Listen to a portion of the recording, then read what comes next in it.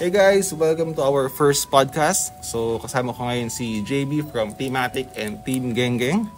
So thank you JB, alam ko super busy ng schedule mo. Yes, sir. Pero sinamahan mo pa rin ako for this video. So ang topic natin for today is yung top 10 newbie mistakes. So hihimayin natin yung mga common na mali ng mga baguhan or mga newbies. And hopefully makatulong tong video na to para sa kanila, sa mga nagsisimula pa lang. So at least hindi nila paggawa yung mga maling nagawa natin before. Okay, sige. So top 10, simulan natin sa 10. Tapos yung top 1 yun yung parang kumaga pinaka importante sa na lagi nilang na nakakalimutan or nagagawang mali. Okay, so top 10. Okay, so bili ng kung ano-anong parts. So ang ending hindi mo naman siya magagamit at ibebenta pa rin siya sa sobrang babang price. So anong take mo doon? Ako sir, dati talaga last year ginawa ko, bumili ako ng mga plates. Syempre parang na-hype ako kasi parang kailangan ko na ito para lalagay ko doon. Parang nagki-create ako ng mga bagong idea sa utak ko na parang kailangan ko sa VMAX. Pero sa VMAX pala, parang may mga standard pala na kailangan na ganun. So ako, yung mga ibang plate, kunwari yung pang AR, mini-mix and match ko siya, which is hindi naman pala para doon. Oo. Pero pwede naman daw siya, pero minsan talaga hindi siya para doon. So yun, so ako, ang dami kong extra kong plates, ang dami kong plates na hindi ko alam kung saan gagamitin. Tapos mga mga wheels, gano'n, dami kong extra wheels. Yun pa lang, gagamitin ko usually, mga medium lang pala, tsaka small. Dami kong large din. Large, masyadong syempre pag bago ka, na-hype ka pa. Maganda sa paningin to. Sobrang dami kong nabili nun. Tapos ngayon, hindi ko na alam gagawin. So, ending, ayun, for sale. Less 50% off, gano'n. Pero minsan naman, pag may ginawa kang bago, nagagamit mo din eh. Pero kadalasan hindi. Pwede mag-experiment, pero minsan hindi talaga gumagamit. Hindi talaga. So mas maganda pa pag may nakukopyahan ka na build. Na build. Bago ka bumili ng mga plates. Tapos adjust na. O iba, para makatipid, bibil sila, copy. Copy parts. Pwede naman copy parts. Tapos tsaka mo na gawing, pag yun na talaga na, okay itong setup pa to. Tsaka bibili na HG. Pwede na yun. Mas matipid siya, ganun. Sige. Okay, number 9. Using quick charger. So may mga quick charger kasi ako gamit ko din dati nung nagsisimula ako eh. Yung mga kasama sa envelope. Kasama sa battery. Kulay puti. So parang wala pang 1 hour full charge yung apat. Parang mas mahal. Parang same price lang siya ng kunwari bumili ka ng charger na may kasamang 2 battery. Parang nasa 1 plus ba? Or less than 1K. Pag sinave mo yun, tapos makakano ka nung Ibang, tutulad ito. Ito yan, pinaka-budget na maganda. So, ito yung Sky RC. So, price nito, nag-range mga 1.3 to 1.5. So, almost same ng quick charger pag bumili kayo. So, kagandahan nito, may screen siya na adjust mo yung ilan lang kailangan mo batay. Tapos, pwede ka pang mag-refresh ng battery. Pwede ka mag-discharge. Tapos pag sobrang sulit. Ito lang bilhin nyo guys, kaysa wag na kayo mag-quick charger. So, pero may isa pa na maganda rin, yung sumunod sa kanya, yung NC16. Kasi yung niya, yung Type-C na siya. Parang syempre ngayon lahat ng device natin naka-Type-C. Maganda rin yun. Maganda rin option yun. Pero ito, may nagbebenta na ito second hand. Minsan may nagbibigay ng 500, 700. Parang kumbaga pag nasa into budget side ka, maganda na rin siya. Pwede na rin siya. Ganun din naman, mag-charge, tapos may voltage naman. Mas marami na features yung mga mas matataas na model. Yes. Like pwede ka pag-break-in ng motor. Yun, yung mga higher na. Pro. 2.5 Pro. Yan. Ganun. So medyo diinan na ang pagkalulong nyo. Yun na bibili ng charger next. Parang 5,000 yung mga ganun presyo. 5,000 ng brand yung Pro. Pero sobrang sulit daw. Kasi yun 6. Anim. Ito kasi 4. Mas marami ka na pwedeng gawin doon. So pag mabilis ka na naglalapag o tinatawag yung pangalan, this 6. Hindi kang naka-backup na battery. Okay. Sige, next. Number 8, ito. Galing kay JB talaga to. So, pag pag palit-palit lang setup ng auto in general, kahit okay na yung setup mo, bigla mong babaguhin. So may experience si JB tungkol doon. So sige, kwento mo. Ito sir, based sa personal experience ko talaga. Ano yun, one time yun sa PH Cup, leg 2, pagkakaalam ko. Ang nangyari nun, yung setup ko, okay na siya. Parang natono na namin, ganun-ganyan. Tapos ako, syempre, newbie, nag-overthink ako, sabi ko, ano pa kayo pwede kong baguhin doon? Sabi ko, pero yung kotse ko kasi nun, pumapasok na siya. Same, yung voltage, alam ko na, yung makina, yung gearings, yung brakes, okay na siya, parang plakado na siya lahat. Tapos, ang nangyari nun, bigla na lang pumasok sa isip ko, what if palitan ko yung damper sa harapan? Kinaligotong pa talaga, ano? Pinalitan ko yung damper sa harapan, tapos yung rollers, parang iniba ko pa yung position niya, tapos naglagay pa ako ng o-ring, yung mga ganon. Sabi ko para safety. Pumapasok naman na siya eh. Tapos, makulit ka. Tapos isa kong ka-team, si Kobe, sabi, bakit mo babalitan yan? Pumapasok na nga. Tapos sabi, dun siya na-stress sa akin, tapos tinatawanan niya. Tapos sabi ko, nung nag-run na kami nun, second run, pasok na, tapos third run nun, nagpalit ako. Pagka-run kong ganon, yun na nga. Sabi ko, ba't ka pa pinalitan? Pumapasok ko naman. Parang ayun, sayang yung run. Sayang yung run na yun, run number 3 yata yun, tapos wala na. Umembang lang siya, tapos ayun, ang ending, binalik ko siya ulit sa dating setup, sa una kong setup, tapos ayun, okay na ulit. So, ang lesson doon, makontento ka. Pag okay na yung setup mo, ka nang makulit. Once, yun kasi ang sabi din sa akin, once na pumasok na yung kotse mo doon, sa same setup, yung dampers, yung gears, battery voltage, kung naka super hard ka, ganun, kung naka low freak ka, hayaan mo na siya, parang pag pumapasok siya doon, okay na yun, hayaan mo na yun.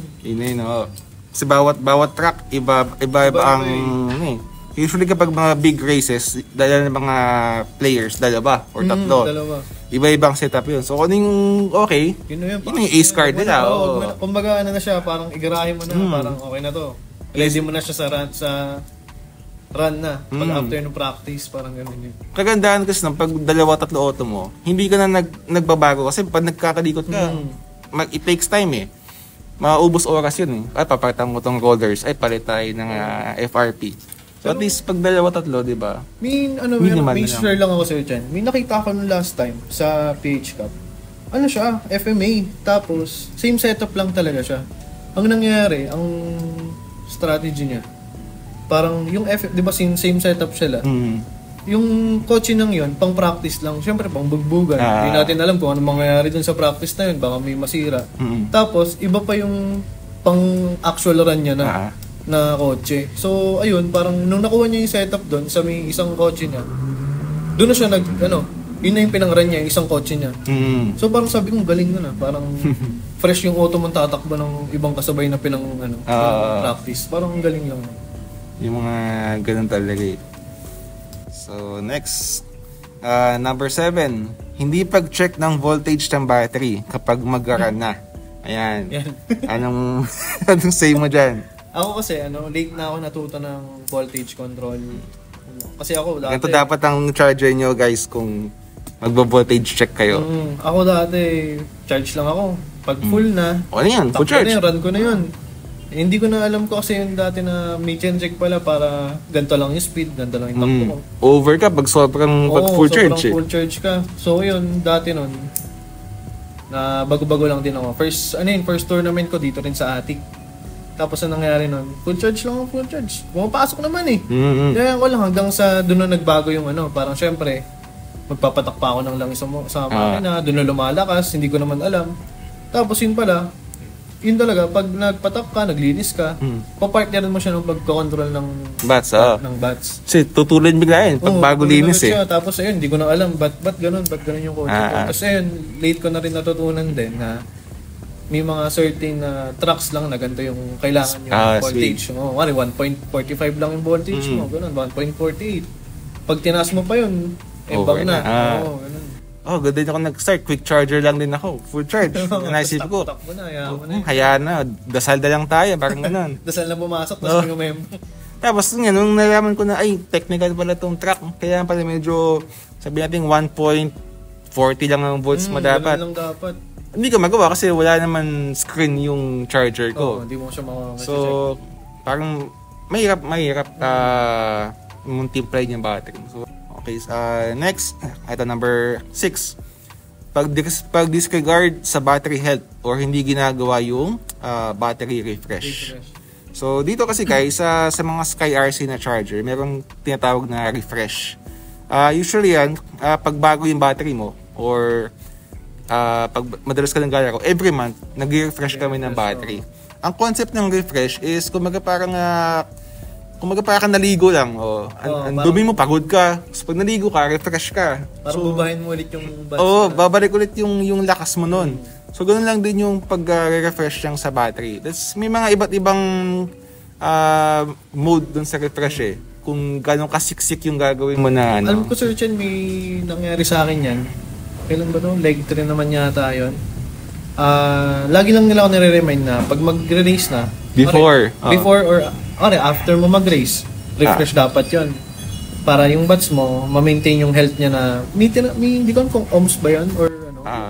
Parang yung may ganun logo. Oo, parang 11, basta yung pinaka-safe nun, 11. Basta mababa siya. 11 or 10, ganon. Tapos yung sa akin kasi, maintain ko siya sa refresh. Siyempre wala namang ginagawa sa bahay. Iiwan ko lang yun din. Nire-refresh ko lang siya lagi. Tapos parang, yun nga, di ba, nakailang run na. Yung battery, di ba, pag nagre-refresh na yung battery, hindi siya basta-basta tumutukod, bumababa. Ang nangyayari na, masiksik yung battery mo, masiksik yung karga niya. Parang, mas matagal malubat. Mas matagal malubat, gano'n. Pero guys, ang refresh, matagal talaga. Minsan, isang araw talaga. 24 hours. Pinakamabilis ko na yata nakuha, 16. Ayun yung mga 900 milliamperes lang. Lang nakarga. Pero yung mga Eneloop na batteries, mga 19 milliamperes. Saan yung mga 18 to 24 hours. So, iwan nyo lang talaga sa bahay. So, ganyan siya. Iiwan nyo lang, refresh. Usually yan, ideally before na big race. Kumbaga isa sa mga preparation siya. Parang hindi agad-agad na lulubat yung battery. Okay, next. Huwag lang basta charge siya ng charge. Nag-refresh din kayo. Number 5, puro experiment. Ayaw makinig sa tinuturo ng mga veteranong players. Yun. So, may mga newbies kasi na matitikas sa ulo. Parang lang na pag tinuturuan sila ng mga veterano. Veterano yung mga yan. So, for sure, alam na nila yung mga iba't ibang setup ng iba't ibang chassis. Kumbaga, napagdaanan. Kumbaga, inaisip mo, parang naisip na. Nagawa na nila yun. Papunta ka pa lang, pabalik na sila. Pabalik na sila.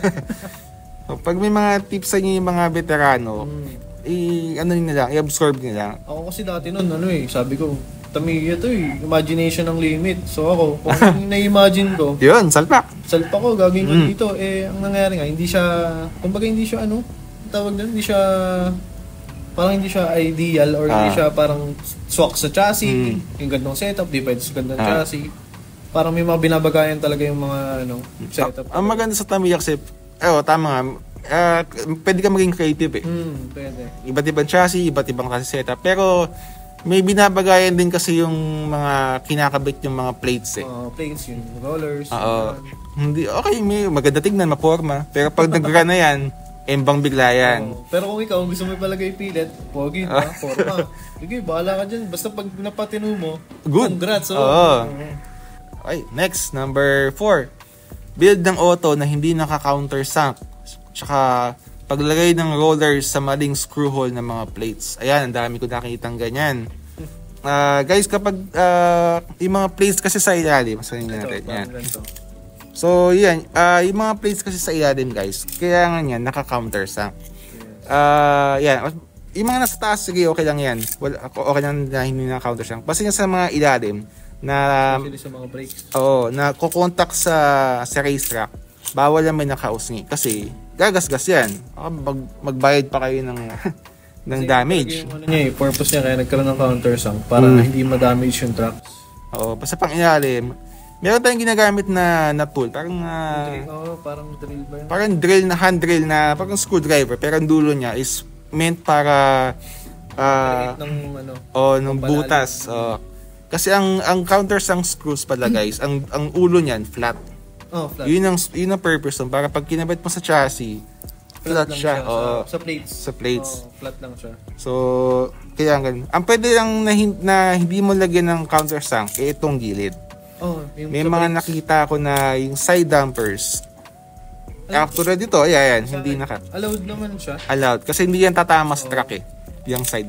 Harap at likod lang yung contact point talaga ng ano eh, sa racetrack. Sa mga lagayan ng brakes, gano'n. Oo. Dito. Especially kung saan nakalagay yung brakes tsaka yung mga dampers. Tapos, paglagay naman sa maling screw hole, nakikita ko yan. Ang FRP kasi guys, wala yung nakalagay na... Wala siyang marking. Wala siyang markings. Pag may HG ka ba dyan, Bobby? Ito, ako. Ang HG place, papakita ko na din sa screen, mag-flash ako ng picture. May nakalagay, 13, 19, 9mm. Doon mo ilalagay yung kung anong sukat ng rollers na ipapasok mo. Sa FRP, dahil wala, i-google nyo na lang. Kasi ginugol ko din before tapos sinave ko na lang yung picture. Ang mangyayari niyan, kapag bali yung screw hole nyo, ito yung dimension box hindi yan papasok. Sobrang wala ng space. So, ito pala yung checker guys, pag hindi pumasok yung auto nyo dito, DQ kayo. Okay? Kaya make sure na pag nag-experiment kayo ng mga long tail setup, ganyan, or yung mga dampers na medyo nakausli, adjust nyo lang. Basta dapat, kahit konting space, walang problema. Basta umaalog. Umaalog siya. Umaalog siya up and down. Anong umaalog siya ganito? Yan, may tunog. Goods kayo doon. Okay, next, number 3. Wrong gear combination at kung paano maglagay ng preno. Ito, nagkakamali bang newbies ito? Yung gear, counter gear, crown gear. Search nyo sa Google kasi meron talagang specific na combination yan eh. Kung 4-1 ka sa MA, dapat blue. Tapos, blue and orange. Orange, bawal ka mag-pink. Pag nagkabit ka ng maling gear, ang unang mangyayari niyan, tunog, sira yung gear, maingay. Alam mong may mali. Oo. Tapos pangalawa, DQ, tapos masisira agad yung gear mo. Kasi yung parang hindi pantay yung ikot ng dalawa. Hindi meant magdikit yung dalawang gear tsaka yung counter gear. Crown gear sa mga CFM o mga FMA, pink tsaka orange. So may mga combination niya. So i-google nyo nila tapos save nyo sa phone nyo. At least pag nag-setup kayo, baguhan pala kayo, alam nyo yung ilalagay nyo. Tapos brakes, paano ka pala naglalagay ng brakes, Papi? Ano man tamang paglalagay ng preno? Sa akin, alam ko wala namang parang tama ganon. Pero sa akin, yung madali sa akin, pag ganito, naglalagay ako ng double-sided pa sa plates, tapos i-attach ko na dun yung mismong brakes. Para mas makapit. Parang nakarekta na ako sa chassis. Dati kasi nun, pwede naman daw, naglalagay pa ako ng Tamiya tape muna. Tapos, para pwede mo tanggalin, para pwede para reusable. Ayun, kasi naman, pag nagkakayas na ako ng ganon, dumudulas yung brakes, tatanggal siya. So, simula nung nangyari sa akin yun, ginawa ko, nakarekta na lang ako lagi sa plate. Pero, ano pa rin yun, parang kumbaga, depende pa rin sa preference nyo. Personal preference pa rin siya. Tapos yung iba naman, ginagawa, na-try ko na rin yun, yung parang, magkakat ka muna ng piece ng double-sided tape. Ilalagay mo yung brakes, tapos ikakat mo yun para pantay. Nakarekta na. Kumbaga, igaganon mo na lang siya. Yun, ganun yung... Pero ako sa akin, lalagay mo lang ng double-sided tape, tapos lalagay ko yung brakes. Parang ganun yung way ko. Yun yung yung pinaka tamang paraan ng paglagay ng preno, mag-double-sided kayo. Double-sided, para di natatanggal agad. Kasi yung double-sided na kasama ng brakes sa Tamiya, hindi madikit pero katagalan natatanggal siya. May tendency pa rin na sumabit ka sa slope, minsan naiiwan doon. Tanggal ka yun. So, kahit anong double-sided mo, walang brand specific. Kahit sa mga national bookstore, so double-sided tape. Kapit yan. Tapos make sure lang na napantay. Ako, minsan ginawa ko, nilagyan ko ng linya Ay, ako din. Minsan pantay magdikit Ayun, may parang sugat na nalagay. Nalagyan ng, pwede naman yun guys. Para palatandaan. Pasok talaga siya sa lagayan ng brakes. Kasi ang mangyayari niya, pag hindi pantay ang preno, pag talon nyo, baligo yung landing nyo. Kumbaga, di ba sa may Papi yung sa yung sa kalpad. Di ba, pag yung iba, nakikita nyo sa iba na gumagano'n, sumisilip-silip silang gano'n. Tinitignan nila yung parang kung yung preno ba nila pantay sila both sides. Kasi para pag lumapat sa slope, 'di ba? Pantay din ang bagsak mo. Kasi paminsan yan pag may umbok yung umbok dito sa may bandang left. Pag lumipad, nakita mo, nagaling ang kotse eh. Nakatagilid siya, yun yung mga ano eh. Kaya di ba pag sinabi, uy, ano ka sa may ano, tabingi yung talon mo sa slope pa. So ang sabihin ng mga iba mong katim, gano'n, nakakita, uy, check mo yung brakes niyan, baka hindi pantay, mga gano'n. Upod na yung isang side. Ayun. Okay, next. Ito pala guys, yung bank checker pala, kung tinatawag ng bank checker. Mahalaga din to pag nagkabit na kayo ng preno. Malaman nyo kung kailangan mo bang kaskasin, bawasan yung preno nyo, or okay na. Okay na yan. Usually, pag bago preno kasi pag 2mm or 3mm, magkakaskas ka talaga nun. Magkakaskas ka talaga eh. So, may ano yan, may dual purpose yung, dalawang side yung bank checker na yan. Isang bank, tapos isang slope. Pag dito ka mag-check ng preno. Kaya early, dumikit na agad, Sumasabit talaga siya. Pati yung likod ko, sumasabit. Yun yung mga common na talon. Yung kabilang side naman, is yung para sa mga bank. Para alam mo hindi ka sasabit pag dumaan ka doon sa bank. Kaya mabilis ka sa bank eh. Pag na-delay ka doon, babahin ng speed na yan. Parang dito sa truck natin, no? Oo. May iba talaga na bumabomba sila dyan sa may bangko. Nakaratratin nila yan. Daanan yan talaga nila yun. Kaya, mag-check ka talaga ng setup mo eh. Doon mahabol man sa mga sa bank. Pwede kang humabol sa bank. Nakadepende talaga siya sa setup eh. Diba? Sige, next, number 2. Motor maintenance. Tsaka paggamit ng oil. So akala namin dati, pag gumamit ka pag may bago ka motor, sige, laspagin mo, gamit ka na gamit. Nililinis pala yun. Tsaka nilalagyan ng oil. Motor oil. Ang oil, bukod sa lubricant, para hindi matuyo yung motor mo, nakakapagdagdag din siya ng bilis. Tapos, yung sa paglinis naman, dalawa yun eh. Ito yung pangbahay. Lighter fluid to guys. Lulub lang yung motor. Tapos alog-alog yung mula. Alog-alog. Or kung may kayong alligator clip, paanda rin nyo. Ito yung in-depth yan. Kung mabilisan naman, meron tayo ng mga contact cleaner. Mga spray. Electric contact cleaner ba? Mga ganun. Parang ganun. Ang Loctite guys, hindi yun panlinis. Lubricant ang Loctite. Multi-purpose. Lubricant. More on ginagamit siya madalas pag pan-lubricant eh. Pero kung panglinis, hindi. Kuha kayo na mas specific talaga na panglinis talaga. Mga contact cleaner. Getsun, isa ko nakitang brand na madalas. Isang vlogger din nag-Getsun yung mura lang yan, parang wala pa yatang 200 dito. Sulit yun. Batang lighter fluid. Ito, magkano na ito? 60 pesos. 50 pesos sa iba eh. Matagalan na yan. Pwede rin pang linis ng gulong. Yan. Gamit din namin ng palinis ng gulong. So, yun. Hindi lang basta guys, gamit ng gamit. Maglinis din kayo ng motor. Ito, ang ating top 1 at pinaka-importante sa lahat. Track practice. Anong masasabi mo dyan, Sir JB? Ako talaga, sir, nasabi ko talaga yan dito sa attic. Parang team battle. Late ako nakarating. Siyempre, may mga ka-team ka nun. Usually, 4 kayo. Tapos ikaw, late ka dumating. Hindi mo alam kung paano yung takbuhan nila sa practice. Kasi di ba iba pa rin yung lapag kapag may kasabay ka eh. Iba. Doon mo parang makikita na paano ba yung takbuhan nila, paano ba ako mag-a-adjust. May vibrations din kasi sa truck eh. Iba yung umaalog ang truck eh pag marami kayo guys. Iba yung practice na 3 kayo. Sa solo mo lang. Sa solo run lang. Kaya minsan nagugulat kapag mag-isa ka, ganda. Nagsumabay. Ang ganda mo. Tapos pag 3 na kayo, bigla lang may embang sa mga di mo alam na spot eh.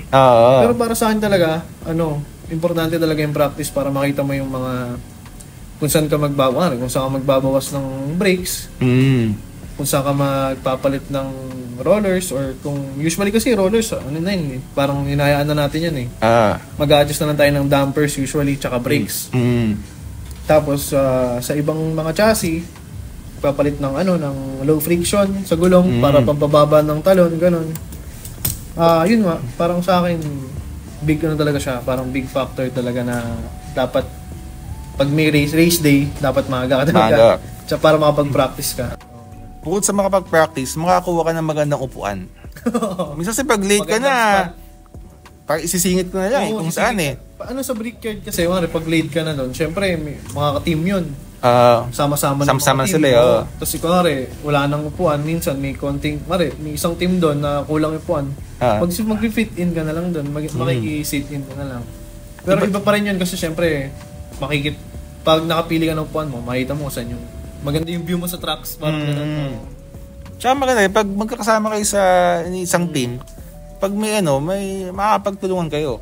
Unlike pag hiwalay ka, pupunta ka pa doon sa table nung team mo para magtanong. May ganang pangkais. Eh ako naman, syempre ako, parang hindi pa ako makapag-invest ng mga proper na ganito. Mahirap ka muna. Nangihiram pa ako. Parang, lapit pa sa ibang table, gano'n. So yun, importante talaga ang practice. So this coming next week, tama?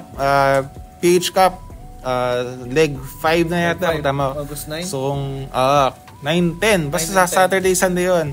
So kung gusto nyo medyo i-level up yung experience sa pagtatamiya, maganda na yun. Sali kayo doon, guys. 5-lane tracks. Oo. Kasi, talaga siya parang kumbaga, doon mo makikita yung mga ibang racer talaga na, naglalaro Tsaka sabi na, pre, iba daw ang takbo ng 5 lanes sa 3 lanes. Iba. Nagulat nga ako yung... Kahoy nga yata ang material ng 5 lanes Parang tunog kahoy. Yan ang dyan, sa material, hindi ako sure. Pero ang sure ako, Sir Chen, pag ibang talon. Pag sa 3 lanes, ang tuling ko, pero pag 5 lanes, ang bagal. Tsaka parang sa 3 lanes, kaya ko mag-Mach dash Mach dash na 3.5, gano'n, 3.7. Pero nung PH Cup na, nakano lang ako nun, Hyper 3.7. Tapos yung buds ko, talaga nagko-control ako ng buds. Parang parang iba yung takbo niya talaga Sobrang ibang experience pag 5 lanes talaga. Kung gusto niyo man maka-experience ng 5 lanes, meron tayong isang racing center, pangalan niya Apex Glory. Sa may Mandaluyong, malapit sa Shangri-La Plaza, by the way, guys. Sa District? Greenfield District. Greenfield District, parang banda doon. Yun. Only shop sa Metro Manila na may 3 lanes at may 5 lanes. Sa isang sila. Isang shop lang, oo. Katabi nun, 5 lanes as 3 lanes. So, kung daan kayo doon, gusto nyo mag-practice. Pero, syempre, may mga weekly, sila, tournament. So, fan race. Tapos, meron sila ngayon, yung time attack. So, binalik na Reloaded Part 2, pre. Lap Kings ba? Lap Kings, 100 pesos. May 3 tries chance. 3 tries ka na pwede mong subukan doon yung kung gaano kabilis yung auto mo. So, time attack. So, top 1 lang kukunin nila. Then, may price by then. Nung huli, nakalimutan ko ng pangalan nung may clothing line sila, may binibenta sa damit doon. Nakalimutan ko pangalan Progress. Yung clothing line na Progress. Nakita ko yung same doon sa picture ng nanala, may hawak siyang paper bag So, di ko alam kung anong laman. Yan yung parang... Surprise. Talaga, so, tingin ko naman, may mga parts din yun. Bukod doon sa merch. So, yun, sadaan kayo doon. Also here in Attic. Pero syempre, Attic dito. Kung gusto Attic, ma-challenge talaga ng ratratan sabay magte-technical, ayun, dito talaga. Mga taga East Side, mga taga Marikina. Alam nila yan kung paano dito. Punta kayo dito, sobrang cozy ng place. Nakita niyo yung background namin, sobrang cool. Tas masa-challenge kayo. Walang track na madali dito, promise. Lang siya, parang mukha lang. Oo. Kala mo dali, pero dito matututo talaga dati. Preno, paano mag-control. Paano mag-control ng bus, yun. Dito ka talaga matututo. Mahasakit talaga dito, guys. Okay din ang community. So, sa Marikina to, Concepcion 2. Just across Saints Co Marikina. Kung gusto niyo i-search away, Saints Co Marikina, sintawid lang kayo. Open siya Monday to Sunday. Close na ng Wednesday. Pahinga na lang ng Wednesday. Opening 11 a.m. hanggang 9 p.m. Abutan nyo guys yung hapon. Usually mga pagabi. Mga 6 p.m. 6 onwards yan na. Fundraise na. Fundraise ito. Masaya to. Pag maaga, solo na fundraise. Afternoon, team battle. Super saya guys. Talaga yung event. Hindi siya ticketing system yung fundraise Ang maganda dito, Sir Chen, kasi sa fundraise, may entry ka na 100 pesos. Tapos, yung 100 pesos na yun, magiging store credit siya. Kunwari, napanalunan mo. 500. 500, store credit yun. Pwede kang mamili sa kanila ng parts. Yan. May mga available parts naman sila dyan. Kung gusto nyo, ipunin nyo. Pwedeng ipunin muna. Huwag muna kayong bumili. Laro ulit kayo. Laro lang. Pero yung ano yun parang alam ko, good for 1 month ba? Oh, parang not sure. May duration lang din yung store credit. 1 year. Kaya dapat ano mo na yun. Magamit na agad. Madami naman mga available parts and kits dito. Lagi nagre-restock. Nagre-restock ito. Lagi may bago. So, yun guys. Thank you. That's all for our first episode ng podcast. Swerte ko Madadagdagan, masusundan to guys. Okay, mag-alala. So, I hope we learned something. Marami kayong sanang napulot na aral sa amin sa video na to. So, until next time guys. See ya!